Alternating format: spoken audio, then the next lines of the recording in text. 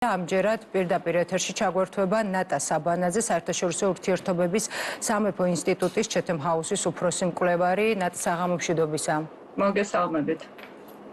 მოგესალმებით და დიდი მადლობა მოწვევისთვის. ქალბატონ ნატა, ქვეყანაში არის პოლარიზაცია, საზოგადოებაში არის დაპირისპირება როგორც ქუჩაში, აქციებით, ასევე სოციალურ ქსელებშიც.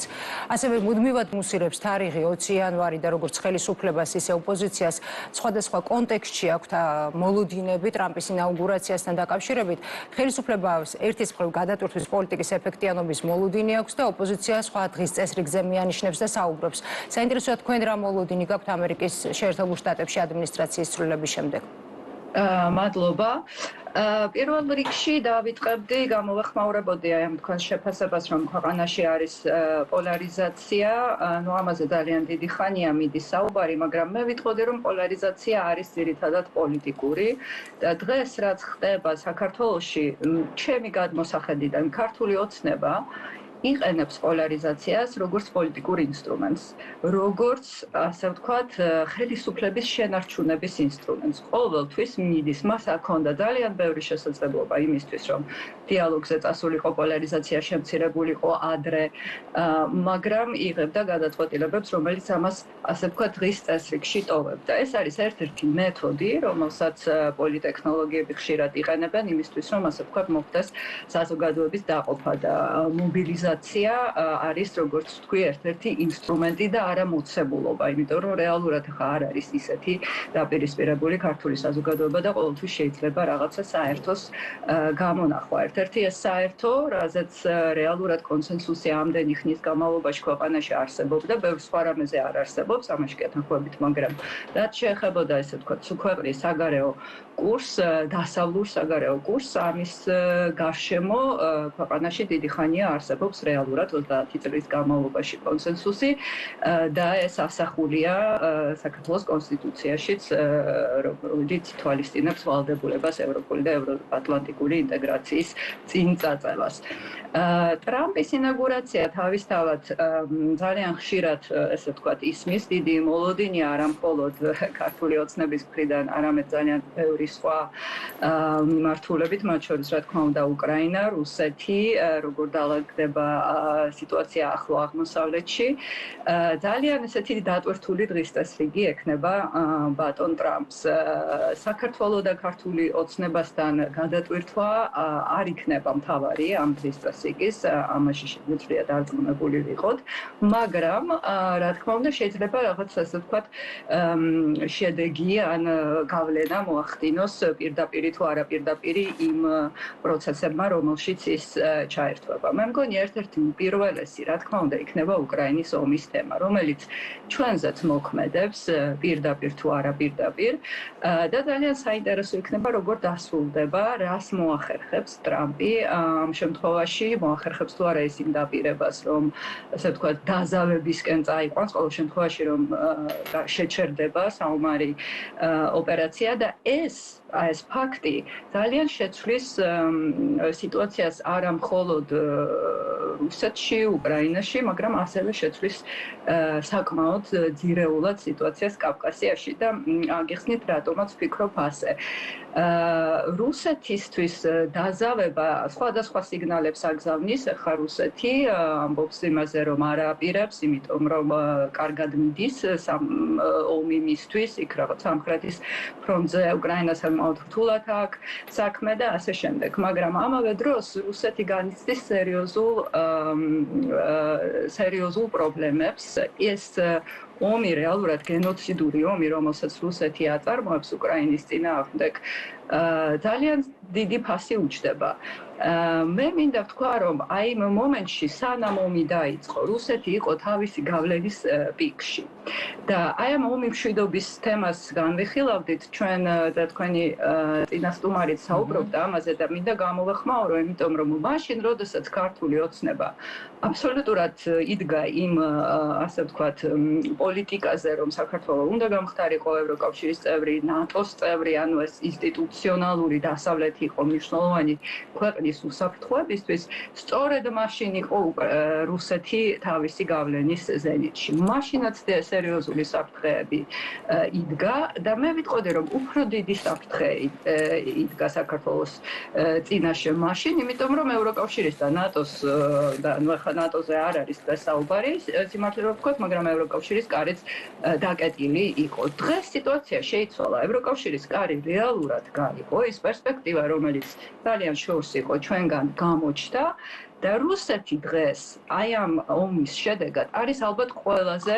რთულ მდგომარეობაში. თუ როდესმე საქართველოს რუსეთისგან მომავალი ომის რისკი ქონდა დაბალი, ყველაზე დაბალი არის დღეს. იმიტომ არა მხოლოდ იმიტომ, რომ უკრაინაში ასე ვთქვათ დაკავებულია და ძალიან სერიოზული გამოწვევის წინაშე არის, მან ვერ დაიცვა, ან არ დაიცვა სომხეთი. სწორედ იმიტომ, რომ მეორე ფრონტის გახსნა არ უნდოდა. კიდევ უფრო მნიშვნელოვანი და ალბათ ყველაზე დიდი დანაკლისი რუსეთისთვის იყო სირია. ვერ იცვა ასადი და სირიაში მოპოვებული წარმატება იყო მისი პუტინის პირადი ყველაზე დიდი გამარჯვება. ამიტომ შეიძლება სწორედ აი ამ სირიის ფაქტორმა გადაწყვიტოს ის, იმიტომ რომ იქ მას აქვს ძალიან სერიოზული ბაზები, როგორც საჰაერო, ასევე საზღვაო, გადაწყვიტოს ის, რომ რუსეთმა, ასე ვთქვათ, განიხილოს ტრამპთან ომის შეჩერების, ასე ვთქვათ, პერსპექტივა. მას ეს ომის შეჩერება ჭირდება იმისთვის, რომ მოახდინოს სამხედრო ძალის რეაბილიტაცია. ამიტომ ის ფანჯარა, რომელიც ახლა არსებობს, როდესაც რუსეთი არის დაკავებული, შესუსტებული და სერიოზულ ფასს იხდის აი ამ ავანტურის გამო, რომელიც მან წამოიწყო, ევროკავშირის მზაობა და ღიაობა, რომელიც ასე ვთქვათ, სერიოზული გეოპოლიტიკური ცვლილების შედეგად მოხდა, ეს ფანჯარა შეიძლება ძალიან მალე დაიხოს. ხალბატონო ნატა, ამბობთ, რომ ამ დროისთვის რუსეთი არის ყველაზე სუსტი, რაც კი ყოფილა, ასე ვთქვათ, ბოლო პერიოდის განმავლობაში, მაგრამ ფაქტია ისიც, რომ კონტროლიდან არის სრულიად გასული, ისვრის ბომბებს და ძალიან მძიმე მდგომარეობაა, ხომ? ამავდროულად არა, მე არ ვამბობ, რომ ის არის დავაზუსტებ უკას, მე არ ვამბობ, რომ ის არის სუსტი რუსეთი, სუსტი როგორც ასეთი არასოდეს არ არის და ასე ვთქვათ, ქაოსის და პრობლემების შექმნის ძალიან დიდი გამოცდილება აქვს. საქართველოსთან მიმართებაში რისკი, აი ძალიან მოკლე ფანჯარა იყო, როდესაც არის შემცირებელია, ფაქტია და მაშინ აქვე კითხავთ, ხალბატონ ნატა, ნახეთ, მოლოდინი გარკვეული იგივე 20 იანვართან დაკავშირებით არსებობს საქართველოშიც. მაგალითად, გიორგი გახარიას გარკვეული მოლოდინი აქვს და ამბობს, რომ თანმიმდევრულად მიუყვებით გეგმას, რომელსაც ქვია პირველი ფაზა და ფაზებს ასახელებს. იქით მიხეილ სააკაშვილი გარკვეულ განცხადებებს აკეთებს და ამბობს, რომ უნდა ვიჩქაროთ, უნდა ვიყოთ ფორმაში, მათ შორის 20 იანვრისთვის. ახლა ყანყალებს და ახლა ირყება, თუ ეს დასტაბილურდება, ცუდია. როგორ ფიქრობთ, ერთის მხრივ რა ტიპის მოლოდინები არის ეს და როგორც მაგალითად სულ ცოტა ხნის წინ სტუდიაში მყოფმა ქართული ოცნების წარმომადგენელმა განაცხადა, ეს ერთგვარად ხომ არ არის, თქვათ, იმის შესაძლებლობა ან ცდელობა, რომ აქ გარკვეულწილად შეიქმნას ცხელი კერა. ახალი ცხელი კერა. ცხელი კერის შექმნა, ამისი სურვილი, ან ვინმეს მიმართ ამ სურვილის დაბრალება, ეს იქნება დემოკრატიული ადმინისტრაცია ვაშინგტონში თუ ევროკავშირი, არის აბსოლუტური აბსურდი.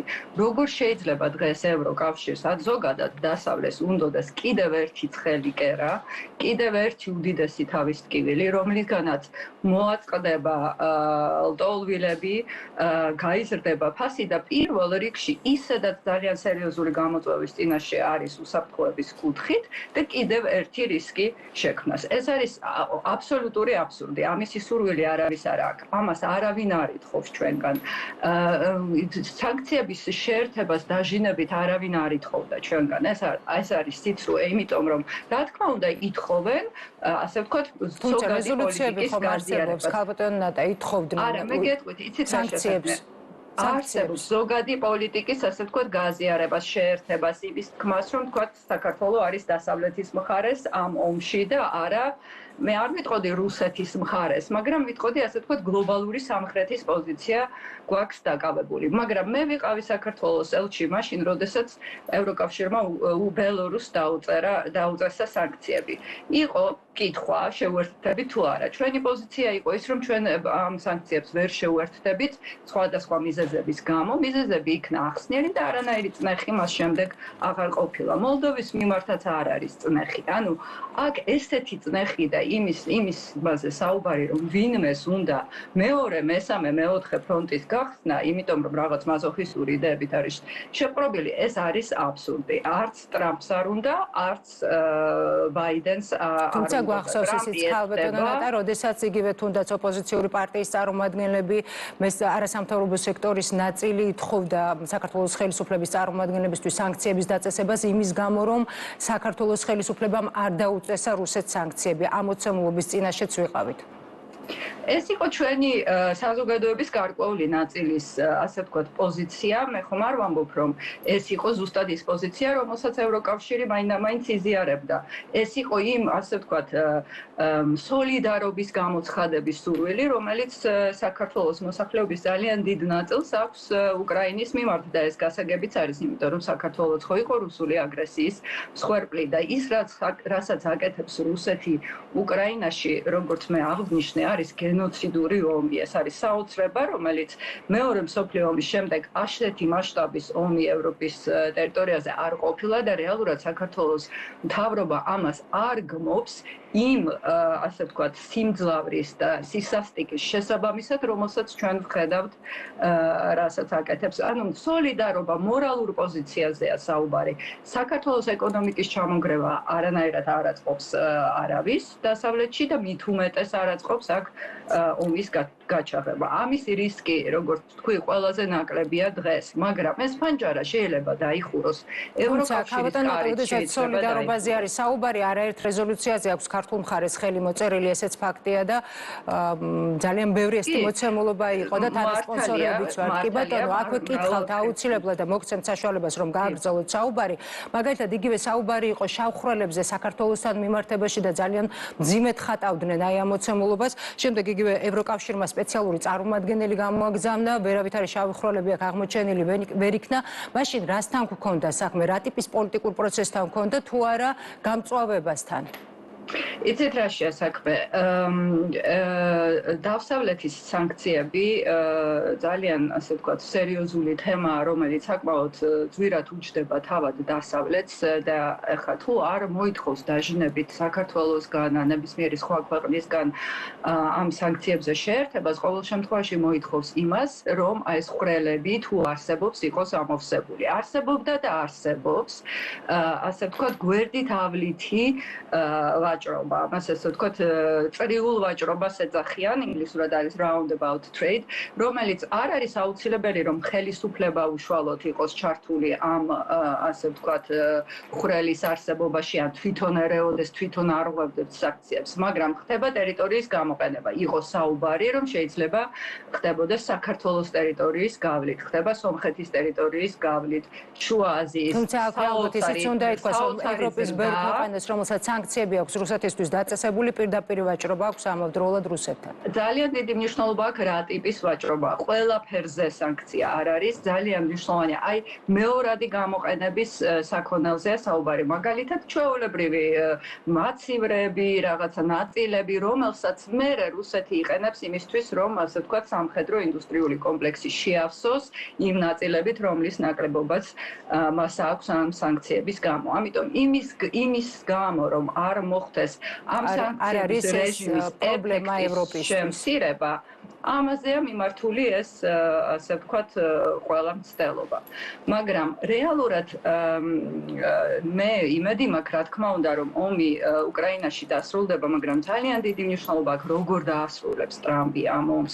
საქართველოსთვის ქართული ოცნებას თუ აქვს პრეტენზია, რომ ხელისუფლებას წარმოადგენს და ქართული სახელმწიფოს უსაფრთხოებაზე ფიქრობს, პირველ რიგში უნდა ფიქრობდეს იმაზე, თუ როგორ დასრულდება ეს ომი.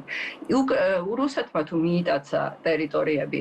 რუსეთი თუ ძალიან გაძლიერდა შავ ზღვაში და ახლა აქ შავი ზღვა არის რა თქმა უნდა მნიშვნელოვანი, იმიტომ რომ ის გემები, რომელიც სირიაში უყენია, სადღაც ხომ უნდა წავიდეს. ამიტომაც აწყობს რეალურად ამ ომის შეჩერება, ეს იქნება შეჩერება, როდესაც მოახდენს და ნატოს მონაცემები სადღაც 3-დან 5 წლამდე დაჭირდება რეანიმაციას.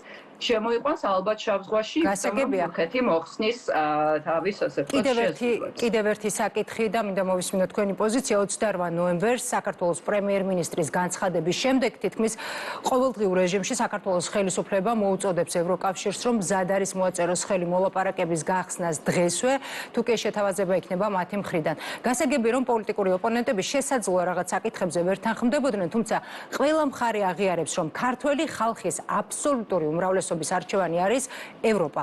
რატომ არ შეიძლება რომ ოპოზიცია ამ საკითხში იყოს ხელისუფლების, თუ გნებავთ ასე ვთქვათ ქართველი ხალხის მხარეს და შეუერთდეს საქართველოს ხელისუფლებას აი ამ მოთხოვნაში, ერთად მოუწოდენ ევროპელ პარტნიორებს თუნდაც რომ გახსნან მოლაპარაკებებზე შემოთავაზება, ეს ხომ აი ერთგვარად ვთქვათ ოპოზიციისთვისაც მნიშვნელოვანი პოლიტიკური დივიდენდი იქნებოდა და მოლაპარაკების გახსნის პირობებში მაგალითად თუ კი ხელისუფლება იტყო და უარს შესაბამისად სადაოც აღარაფერი დარჩებოდა აი ამ მიმართულებითაც და მათ შორის ხელისუფლების ამომრჩევლებისთვისაც ცხადი გახდებოდა. ხელისუფლებამ უარი თქვა ევროკავშირთან ურთიერთობებზე გადადო 4 წლით, ხო? ეს ხო ფაქტია. ოპოზიცია გარეთ დგას, ხალხი გარეთ დგას, სწორედ იმიტომ რომ უმრავლესობა მოითხოვს ევროკავშირში გაწევრიანებას, პროცესის წინ წაწევას და ეს არის რა თქმა უნდა ერთ-ერთი მთავარი მოთხოვნა. დღეს ისე მოხდა 28 ნოემბრის განცხადების შემდეგ, განსაკუთრებით მანამდეც მე ვიტყოდი, მაგრამ შემდეგ სხვადასხვა მხარეს აღმოჩნდა ეს ხალხი აბსოლუტურად ქართული ოცნების ამომრჩევლებიც ალბათ გარკვეულებულები არიან, რატომ მოხდა ესეთი გადაწყვეტილება. ევროკავშირის პოზიცია ხომ იყო რომ 2020 წლამდე გაფართოებას არ გეგმავდა. მოდი ახლა და გამიხსენი მოლაპარაკებები, ესე არ ხდება და ეს ძალიან კარგად იცის კობახიძემაც და ძალიან კარგად იცის ქართული ოცნების იმ წარმომადგენლებმა, რომლებიც ამ თემით მუშაობენ. კობახიძე გაიძახის, რომ იმ პირობების დაყენება, ანუ რეკომენდაციების შესრულება, რომელიც ჩვენს ინტერესშია, საქართველოს დემოკრატიის გამყარებას ემსახურება, არის შანტაჟი. ანუ პირობითობას, რომელიც არის გაფართოების დატესტილი, ასე ვთქვათ, მეთოდოლოგია, დაარქვა შანტაჟი და თქვა რომ არ უნდა ეს შანტაჟი რეალურად არ უნდა წნეხის ქვეშ ყოფნა და შეაჩერა პროცესი. ანუ ეხა ვინ შეაჩერა პროცესი? ხო კი ამბობს რომ მე არ შემიჩერებია და ეს ინტერპრეტაციის თემაო, მაგრამ ძალიან ნათლად იყო ნათქვამი გადაწყვეტილება, რომელიც მიიღო ქართულმა ოცნებამ. ინტერპრეტაციას ეს არ ექვემდებარება. ინტერპრეტაციას შეიძლება ექვემდებარებოს ეს მოტივი, ვთქვათ, რატომ გააკეთა, რატომ შეაჩერა. ხომ გაკეთდა განცხადება, რომ 2030 წლამდე ევროკავშირმა როგორც წესი გაფართოების პოლიტიკა დახურა. არა, გაფართოების პოლიტიკა არ დაუხურია, ევროკავშირმა თქვა, რომ რეალურად გაფართოება სჭირდება. გაწევრიანების პოლიტიკა 2030 წლამდე როგორც წესი არ წარიმართა. გაფართოების პოლიტიკა გახსნილია, ადრე იყო დახურული, დღეს ის გახსნილია და რეალურად გახსნილი, ანუ მოლაპარაკებიდან გაწევრიანებამდე როგორც მინიმუმ 7 წელია საჭირო, მინიმუმ. ამიტომ საუბარია იმაზე, რომ 30 წლისთვის ახალი წევრები მივიღოთ. მანამდე ვერ მიიღებენ ახალ წევრებს, იმიტომ რომ იმდენი გზა, იმხელა გზაა გასავლელი და ამ გზის გავლაში ევროკავშირი ეხმარება, ხელს კი არ უშლის. კანდიდატ ქვეყნებს, ანუ იმის თქმა, რომ ევროკავშირი მე ხელს მიშლის, იმიტომ რომ ევროკავშირში გაწევრიანდე, ასევე აბსურდია, ხო? ამიტომ ეს საუბარი არ არის დახურვაზე, აქ არის საუბარი იმაზე, რომ ეს პერიოდი გამოვიყენოთ იმისთვის, რომ ვიყოთ მზად. და 30 წელს კარი თუ გაიხსნა, საქართველოს იყოს მზად იმისთვის, შეიძლება უფრო მალეც იყოს მზად და ხო ხედავთ როგორ სწრაფად ვითარდება მოვლენები მსოფლიოში და შეიძლება უფრო ადრეც მოხდეს ამის, მაგრამ ჩვენ ვკარგავთ ამ შესაძლებლობას, ეს ფანჯარა ძალიან მალე დაიხურება და სამწუხაროდ ეს იქნება ისტორიული დანაშაული ჩემი აზრით. დიდი მადლობა. ნატა საბანაძე საუბრობდა პირდაპირ ეთერში, გვერდთვებოდა პირდაპირ ეთერში საერთაშორისო ურთიერთობების სამეფო ინსტიტუტის უფროსი მკვლევარი და სტუდიაში ამჯერად სტუმრად იმყოფება გიორგი ღვინჭილი, ანთროპოლოგი. მოგესალმებით საღამო მშვიდობის. ბატონო გიორგი, პირველ რიგში უნდა გკითხოთ ეს საკითხთან დაკავშირებით, რომელიც ერთგვარად საკმაოდ მნიშვნელოვანია.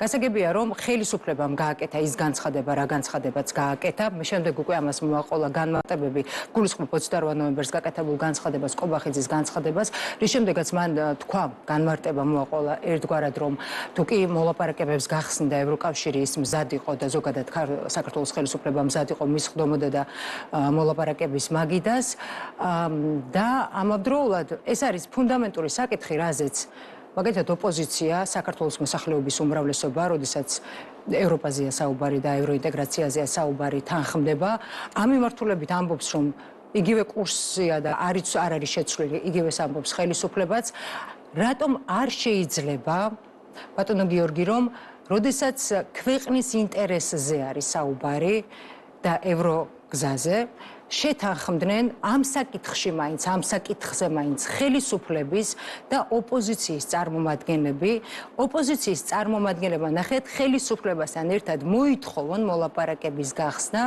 და თუ კი ხელისუფლება არ მოაწერს ხელს, არ შეასრულებს იმ პირობას, რომელზეც საუბრობს, ერთის მხრივ პოლიტიკური დივიდენდების ჰიპოთეტურად რატომ არ შეიძლება დავუშვათ, რომ თქვათ ოპოზიცია და ხელისუფლება ამ საკითხთან დაკავშირებით შეთანხმდნენ. გარკვეულ საკითხებზე სოციალურ მიმართულებით ასე შემდეგში გასაგებია, რომ შეიძლება ასეთ სხვადასხვაობა იყოს და პოლემიკაც დასაშვებია, მაგრამ ამ საკითხზე შეთანხმდნენ და თუ კი ხელისუფლება მოლაპარაკების მაგიდას არ მიუჩნდება, გასაგები იქნება და ცხადი იქნება, რომ მან გადაუხვია ამ კურსს, უკვე ცხადი იქნება და ბუნებრივია ცხადი იქნება ეს უკვე ოცნების მხარდამჭერებისთვის. არ ვიცი, ალბათ შეუძლიათ შეთანხმება. რატომ არ მიდის აი ამ მიმართულებით? კი ბატონო, აი დიდი ენთუზიაზმი ქალბატონო მაკა არ მაქვს, რომ აი ოპოზიციის სახელით თქვა და ოპოზიციის იმაზე ვისაუბრო, როგორ რა გადაწყვეტილებას მიიღებენ და ასე შემდეგ, იმიტომ რომ ჩემთვისაც როგორც აი ესე მოქალაქისთვის დიდი ავტორიტეტის, ასე ვთქვათ, ეს ჩვენი ოპოზიციური სპექტრი არ სარგებლობს რა. ნუ რაც შეეხება იმას, რომ ეს 28 ნოემბერს გამოაცხადა ეს ჯერ რაღაცა. ჯერ ერთი ანუ მე მქონდა მაშინვე ჩემს ქართული ოცნების მომხრე მეგობრებთანაც საუბარი და რაღაცნაირი ანუ განცდა გაჩნდა, რომ აი ეს დაალაგებული ქვეყანა ანუ შეიძლება აირიოს ხალხო, ხო? დაიძაბა ყველა. რომ აი როგორი იქნება ხვალინდელი დღე, ხო? იმიტომ რომ ეს არის ჩაწერილი განათლების სისტემაში. ამას გვიმეორებენ ღირსებით ევროპაში, ხო? ამისი ქადაგება მიმდინარეობს საზოგადოებაში და ასე შემდეგ. საზოგადოებას ეუბნებიან, რომ აი ჩვენ აი ამას ვაკეთებთ და უცებ რაღაც შოკური თერაპიასავით მოდის აი ესეთი განცხადება, რომელსაც დარწმუნებული თვითონ ოცნების შიგნითაც მოწინააღმდეგეები ალბათ ეყოლებოდა, ხო? და ესე იგი პირველი არის რომ კრიზისი იქნება აი ამითი, ამ განცხადებით, მოტყუებულად გრძნობენ ადამიანები თავს და ამის შემდეგ იქნებოდა მარტივი გამოსავალი, როდესაც კრიზისზე საუბრობთ. ანუ ეს ხომ იქნებოდა მარტივი გამოსავალი და ბევრად უფრო ცხადი გახდებოდა. მოეთხოვა ოპოზიციას იგივე ხელისუფლებასთან ერთად გახსნილიყო მოლაპარაკებები. აქ ოპოზიცია არ ლიდერობდა იმ მასას, რომელიც გამოვიდა მეორე დღეს ქუჩაში. ანუ მეორე დღეს ქუჩაში გამოვიდა, ანუ მასა, რომელიც უკმაყოფილო იყო მთავრობის გადაწყვეტილებით და მთავრობამ დაიწყო დარბევა. ამას ხაზი უნდა გაეცნოს.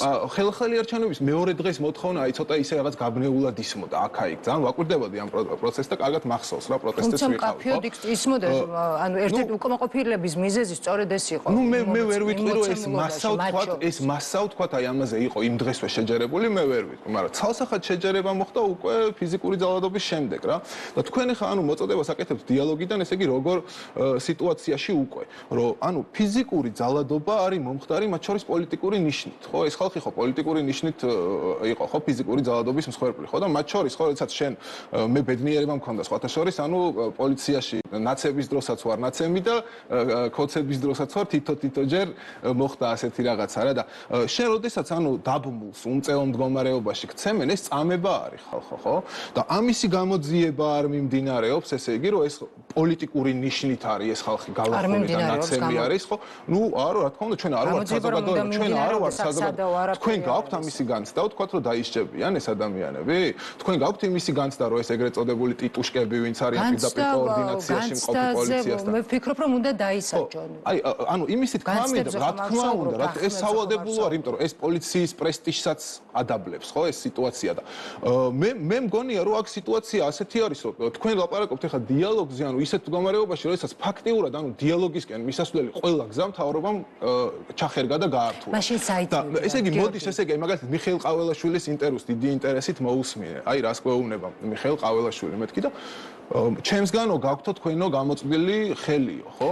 ჩვენ რა ამ ჯერ ხო უნდა მქონდეს მე იმისი განცდა, რომ მე რო პოლიტიკური ნიშნით ნაცე. არა აქვს ამას აქამდე მივდივართ რომ დიალოგი. არა, მე პირიქით იმაზე საუბრისთვის მოვედი აქ ხალხო, რომ რა ვთქვათ, ანუ დიალოგი არის ყველაზე მნიშვნელოვანი. ახლა მე ყურადღებით ვისმენდი. აი ნახეთ მე ყურადღებით ვისმენდი თქვენს ეთერებს საინტერესო გახდა ცოტა ჩემთვის პირველი არხი აქამდე არ იყო დიდად საინტერესო სიმართლე რო გითხრათ, იმიტომ რომ ეს მექანიკურ არ მომწონდა, უყურებდი, მაგრამ არ მომწონდა და არც ახლა არ ვგიჟდები, მაგრამ აი ეს 1 საათი თუნდაც რომ მე რომ მაგ იმისი საშუალება რომან კაკულია, ახლა ვერ ვიტყვი რომ ოპოზიციურად განწყობილი ადამიანია, მე გუშინ მოусმინე რომან კაკულიას მისი არგუმენტები. ანუ უსამშობლოებს არ ყვირო და ნაცებონაცებოს არ ყვირო და რაღაცნაირად დაასაბუთა მისი პოზიცია. მეორე მხარეს იყო პაატა ზაქარეიშვილი მაგალითად, ხო? ანუ ეხლა ირაკლი კობახიძე და გიორგი ვაშაძე რო დადგნენ, ჯერ ერთი არც ხოცებს წარმოადგენს ირაკლი კობახიძე, არც ოპოზიციურად განწყობილ ადამიანებს წარმოადგენს გიორგი ვაშაძე. ერთმა უნდა იძახოს უსამშობლო, მეორემ რუსი უნდა იძახოს და არც იქნება ეს საზოგადოებისთვის საინტერესო დისკუსია. ამიტომ ნაირა გელაშვილის შემოთავაზება იყო ძალიან ნორმალური, რომ აი ესეთი ტიპის ექსპერტები, ვისაც იმისი კეთილსინდისიერება გააჩნიათ, ხო? მსჯელობის უნარი გააჩნიათ, რომ ყეფა არ დაიწყონ, ხო? ეთერში ეს არ არის, აუცილებლად თქვენი ეთერი იყოს, ჩემთვის უფრო ნეიტრალური ტელევიზიის ეთერი უნდა იყოს კიდევ ვიდრე საზოგადოებრივი მაუწყებელი, რომ მოვნახოთ, სად არის ჩვენი გადაკვეთის წერტილები. გიორგი, ნახეთ, როდესაც საუბარი არის პირველ არხზე და საზოგადოებრივ მაუწყებელზე, ჩვენ არაერთხელ ვთქვით ეს და მზად ვართ. დღესაც მზად ვართ, რომ სტუდია დავუთმოთ საზოგადოების წარმომადგენლებს, განსხვავებული პოზიციის მქონე საზოგადოების წარმომადგენლებს, რომლებიც შეაჯერებენ ერთგვარად, საკუთარ არგუმენტებს წარმოადგენენ, კულტურულ გარემოში მოხდება მათი პოზიციების შეჯერება, მაგრამ ნახეთ, ეს საკითხი სადაო არ არის. მზად ვართ ამ მიმართულებით, მაგრამ როდესაც არჩევნებზე არის საუბარი, კი ბატონო, ეს განხილვის თემაა. როდესაც არჩევნებზე არის საუბარი, არჩევნებს ზოგადად პოლიტიკურ პროცესს სათავეში უდგანან პოლიტიკოსები, ხომ ცხადია. აი პოლიტიკურ ნაწილში ვის და ვის შორის უნდა შედგეს დიალოგი, საერთოდ უნდა შედგეს თუ არა, როგორ ფიქრობთ? განსამოხტად, ანუ დეპოლარიზაციისთვის რა უნდა მოხდეს? ვინ უნდა მე მგონია უნდა დავიწყოთ აი ესეთი ტიპის ანალიტიკოსებით, ასეთი ტიპის უფრო აკადემიური, იმიტომ რომ მე ამ პოლიტიკურმა კლასმა, ანუ არ ვიცი, თქვენ ხედავთ ვინმე იმის რესურსს, რომ დაждდება ეს და ჩვენთვის მათ ამ ორ მხარეს შორის დისკუსია აი საინტერესო. და იყო იქ საუბარი. თვითონ საზოგადოებაზე, აი თქვენს ხო რაღაც საზოგადოებაში ხო საზოგადოებაზე დამამშვიდებლად იმოქმედებს, რომ დაждდნენ გიორგი ვაშაძე და ირაკლი კობახიძე? ანუ გამორიცხული. კი შეთანხმდებიან გარკვეულს არ ვიცი წინასწარ ნუ რა ვიცი, გამორიცხული, ნუ თქვენ თუ წარმოიდგინეთ ხარ რომ ეს ორი ადამიანი რაღაცნაირად თუმცა დიალოგს რომ ალტერნატივა არ აქვს ეს არის ერთი მნიშვნელოვანი რა თქმა უნდა. და აი ამაზე მინდა კიდევ ერთხელ გამახვიდე, ხა არ მინდა ამ პირველი არხის საკითხებს თქვა შევყვემეთ, მქონია პირველ არხთან თქვა ურთიერთობის გამოსწორება, რა მნიშვნელობა აქვს ამას ეს არ არის ხა ძირითადი საკითხი. ანუ აი მაგალითად როგორი მომენტი დიალოგი რო არსებობდეს, ხო? დიალოგი რო შედგეს, უნდა გამოუშვან ეს ხალხი და უნდა აღიარონ. ანუ თელმა ესე იგი თქვენ აქ მარტო ძალადობა კი არ არის ხალხო მომხდარი ამ ხალხზე პოლიტიკური ნიშნით. აქ იმისი მცდელობაა რომ აი ამ საკუთარ მომხრებში ხო იძახიან 1,100,000 მომხრე ყავს. ამ 1,100,000 მომხრეში გაპრავდეს ასეთი ტიპის ძალადობა პოლიტიკურ ოპონენტებზე რა. და ჩვენ აქ ხალხო მორალური და ეთიკური რღვევის პირას ვართ. რა მხრივ ვართ? 2012-ში მეც მონაწილეობდი იმ აქციებში, რითაც ჩვენ შევცვალეთ ჩვენი ხელისუფლება, ხო? და ამაზე იდგა ეს ლეგიტიმაცია და ეს საზოგადოებრივი მორალი, რომ აი ჩვენთან მოვიდა მთავრობა, რომელიც კი ბატონო ძარცვავს და პარაზიტები არიან და დავასრულებთ შეიძლება რა. კი ბატონო ეს გასაგებია, მაგრამ ასეთი ტიპის ძალადობას არ აორგანიზებს, ხო? და დღეს ჩვენ თუ ანუ ორი ნახევარ სიმართლე თუ ხდება ერთმანეთს, თუ უპირისპირდება, ანუ ერთი გეუბნება რომ მე აი იმას იქ იყო ძალადობა 7 ნოემბერს და ასე შემდეგ, აქ იყო ეს ახლა მე აქ სისხლის იმას აწონვას არ დავიწყებ. მაინტერესებს ეს თი რა თქვენ ინდივიდუალურად რამდენად ხართ მზად იმისთვის რომ თქვენგან განსხვავებული პოზიციის მქონე ადამიანთან ერთად არა თუ მზად ვარ ყოველდღე ამას ვაკეთებ. სტუდიაში დაჯდებით ან დისკუსიის ფორმატში რა თქმა უნდა, მაგრამ ვიღაც უნდა იყოს ჩემი შესაბამის მე არავითარი ინტერესი არ მექნება რაღაცა ქართული εθნების ამ პოლიტიკას. კი, აი მაგალითად დიდი სიამოვნებით აი შემოგთავაზებთ ლევან გიგინეიშვილი ჩემი მასწავლებელი იყო, მე გაოგნებული ვარ მისი პოზიციებით, პირდაპირ მინდა. მაინტერესებს. აი მაინტერესებს ესეთი დამუნათების პოზიციიდან ლაპარაკი კი არ მაინტერესებს, აი დამუნათების ზნეობაზე და ეთიკაზე ლაპარაკი. დამუნათების პოზიციიდან რა თქმა უნდა, არა თქვენი არგუმენტები რომ წარმოადგინეთ და გააცნოთ საზოგადოებას, რადგან იმიტომ რომ ნახეთ 30 დეკემბერს რა მოცემულობის წინაშე ვდგებით, რა რეალობაში ვიღვიძებთ საინტერესოა ის გათვალისწინებით, რომ სალომე ზურაბიშვილი არაპირებს პოზიციის და ამბობს, რომ ის 29 დეკემბრის შემდეგაც იქნება ერთადერთი ლეგიტიმური პრეზიდენტი.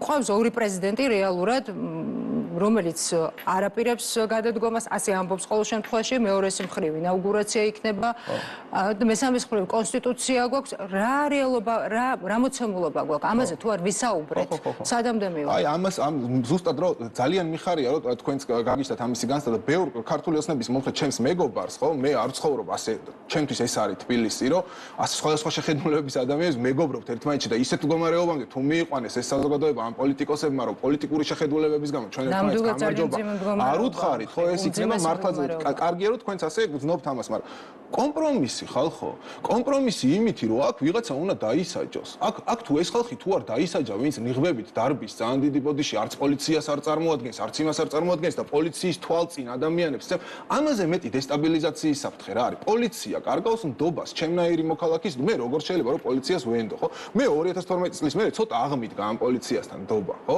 მე ჩემს ირგვლივ ძალიან ბევრ ადამიანს, ხო, მაგრამ ეხლა ანუ პირდაპირ გამოჩნდა რომ ტიტუშკებთან ერთად ესე იგი ჩართულები არიან აი ამის ორგანიზებაში რომ ვიღაცა გაიფინეს წიხლის ქვეშ და ასე შემდეგ და კომპრომისი ამაში უნდა მდგომარეობდეს რომ ეს ცალსახად უნდა დაგმოს ქართულმა ოცნებამ ხო ნაციონალურ მოძრაობას წარმოვიდგინეთ დღემდე 7 ნოემბერი არ დაუგმია სადაო არ არის მე და თქვენ შორის ხა ამაზე 7 ნოემბერს არ არის დავა ტიტუშკები რომ ცემენ პოლიციის თვალწინ ასე არ არის უნდა დაისაჯონ ეს გასაგებია ამაზე ვთანხმდებით ამაზე საზოგადოება შეთანხმდება ბუნებრივია მაგრამ ნებისმიერ შემთხვევაში იქნება თქვა იგივე აქციაზე დაზარალებული ეს იქნება პირველი ნაბიჯი დიალოგისკენ ეს იქნება პირველი ნაბიჯი განმუხტვისკენ პირველი ნაბიჯი დიალოგისკენ რომ მოქალაქემ უნდა დაინახოს რომ ეს წერი კი არ არის ეს ხელისუფლება მანამდეც იწყება დიალოგი ანუ ეს რა მოცემულობა გვაქვს მე აი თუ ესე თუ მხოლოდ რაღაცა ფორმულის შემოთავაზებას თუ მხოლოდ ამ საწყისი ალბათ უნდა იყოს აი ესე ანალიტიკოსებს შორის მე ვისურვებდი აგერ პაატა ზაქარიაშვილი და რომან გაკულია დაჯდნენ პირისპირ და ისაუბრონ ამ საკითხზე და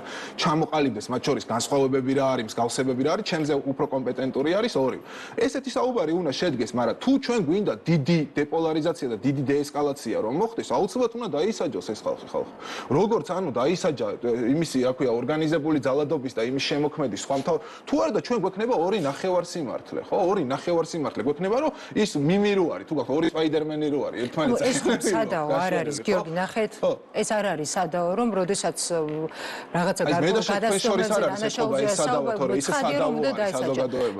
ძალიან დიდი იმედი მაქვს და ყველას გვაქვს იმის იმედი რომ გამოძიება იქნება ჩატარებული და ვინც თუ ვინმე რამე დააშავა და რაც დააშავა ისინი დააშავა ვინც დააშავა უდანაშაულობის პრეზუმპციას დავიცავ შესაბამისად დაველოდოთ როგორ გამთავრდება მოვლენები დაისჯებიან არ დაისჯებიან ამას ვნახავთ ხო და ვინც და ამას უნდა მოყვებოდეს თან თავრობიდან დამნაშავე რომ უნდა დაისაჯოს აქ ორი აზრი არ არის. ხო, და ამის თავრობისგან უნდა მოყოლოდეს ამას რაღაც ტიპის ბოდიშის ტონით ნათქვამი ტექსტი რა მოხდა, ანუ ტეხავს ბოდიში ამ სიტყვაზე, რომ შენ აქეთ ამ მოსახლეობას, ანუ ესეთი ბოდიში თუ ასეთ სტიგმატიზაციის ხას უნდა მიყვეს ეს თავრობა, რომ აქეთ ნაცმაიდანი არის და ყველანი რაღაცა ასეთები არიან და ისეთები არიან და ასე შეგან თავისი ახალგაზრდა თანამოქალაქეების წინაშე რომ გამოვიდეს და რომ თქვას რობოტი ვითლაპარაკს, თავი რომ დაანებოს ირაკლი კობახიძემ და რომ თქვას ესეთი რაღაცა რა მოხდება, ხო?